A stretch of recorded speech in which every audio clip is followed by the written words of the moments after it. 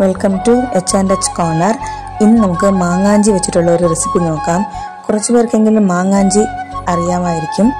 കാണാൻ ഇഞ്ചി പോലെ ഇരിക്കും, പക്ഷെ ഒരു പച്ചമാങ്ങയുടെ ഒരു നല്ലൊരു ഫ്ലേവർ കാണും. നമുക്ക് ഫസ്റ്റ് നന്നായിട്ട് കഴുകിയിട്ട് തോലൊക്കെ മാറ്റി ഒന്നുകൂടെ കഴുകി ഡ്രൈ ആക്കി മാറ്റി വയ്ക്കാം. എന്നിട്ട് മാങ്ങാഞ്ചിയുടെ കൂടെ നമുക്ക് ആവശ്യത്തിന് എരിവിനനുസരിച്ച് ചുവന്ന മുളക് ചേർത്ത് നന്നായിട്ടൊന്ന് അരച്ചെടുക്കാം. നമുക്കൊരു 4-5 ടേബിൾ സ്പൂൺ ഉലുവ നമുക്ക് നന്നായിട്ട് ഡ്രൈ റോസ്റ്റ് ചെയ്ത് പൊടിച്ച് മാറ്റി വയ്ക്കാം.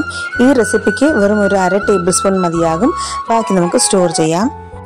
ഇനി ഒരു പാനിൽ നല്ലെണ്ണ ഒഴിച്ചിട്ട് കടുക്, പെരുങ്കായപ്പൊടി, പിന്നെ ലേശം മഞ്ഞൾപ്പൊടിയും ചേർത്തതിന് ശേഷം നമുക്ക് അരച്ചു വെച്ചിരിക്കുന്ന മാങ്ങാഞ്ചിയും മുളകും ചേർത്തത് നമുക്ക് ചേർത്ത് കൊടുക്കാം. മാങ്ങാഞ്ചി ഇപ്പോൾ നന്നായിട്ട് സോഫ്റ്റായിട്ട് വെന്തിട്ടുണ്ട്.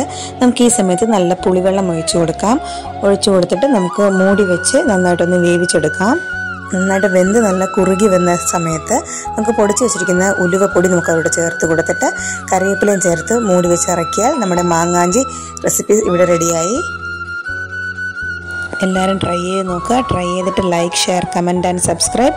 Thanks for watching.